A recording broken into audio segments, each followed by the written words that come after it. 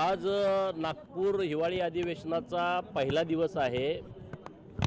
महाराष्ट्रातील सर्वसामान्य जनतेच्या आयुष्यामध्ये आमूलाग्र बदल होण्याच्या दृष्टिकोनातून सरकारकडून जी काही मदत अपेक्षित आहे ते माननीय देवाभाऊंच्या नेतृत्वामध्ये नव्यानं वेगवेगळे प्रयत्न करणारं हे अधिवेशन असणार आहे। महाराष्ट्रामध्ये गेल्या वर्षभरामध्ये पायाभूत सुविधा निर्माण करण्यामध्ये सरकार अत्यंत अग्रेसर आहे। आरोग्य असेल, शिक्षण असेल, गावाकडचे रस्ते असतील, सर्वात महत्त्वाचं शेतकऱ्यांच्या जीवनामध्ये आनंद देणारं दिवसा लाईट देण्याची सौर ऊर्जेच्या माध्यमातून जी योजना राज्यभर सुरू आहे मोठ्या प्रमाणात, जवळपास 50% शेतकऱ्यांचे शेतीचे फीडर आता सौर ऊर्जेवरती आलेले आहेत। असे क्रांतिकारी निर्णय गेल्या वर्षभरात झालेत।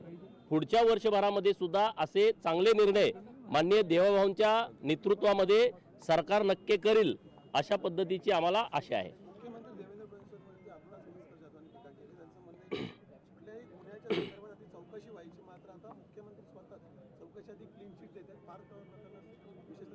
हे बघा, विरोधी पक्ष असा एकदम व्हायबल झालेला आहे।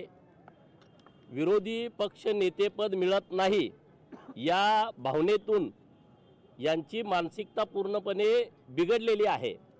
परंतु विरोधी पक्षातल्या सन्माननीय सदस्यांच्या लक्षात येत नाही, आपण लोकशाही असणाऱ्या राज्यामध्ये राहतो, लोकशाही असणाऱ्या देशामध्ये राहतो। संविधानाने काही नियम घालून दिलेले आहेत। महाराष्ट्रातील जनतेने जर तुम्हाला स्वीकारलं नसेल तर तुम्ही असं राग व्यक्त करण्यात काही अर्थ आहे असं मला वाटत नाही। राज्याचे मुख्यमंत्री अत्यंत सक्षम आहेत, त्यांना कोणी सल्ले देण्याची अजिबात गरज नाही।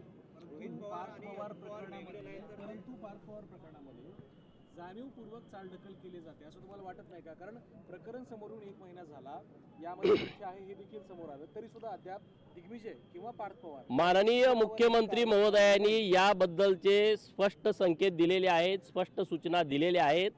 जे कोणी या प्रकरणामध्ये दोषी असतील त्यांच्यावरती कारवाई होईल।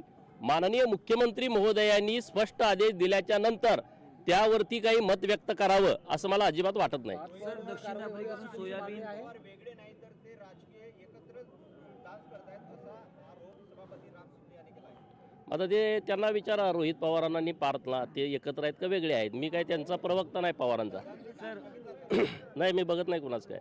बेळगावमध्ये मराठी माणसावरती पुन्हा अन्याय करण्यात आला। तिथे मेळावा होता मराठी जनांचा, त्यावरती कर्नाटक पोलिसांनी लाठीचार करून म्हणजे एक प्रकारे दडपण्यात मराठी माणसांच्या बाजूनं आपलं सरकार पहिल्यापासून ठामपणे उभा आहे। तिथं जर कुठं अन्याय झाला असेल तर नक्कीच आपलं सरकार दखल घेऊन।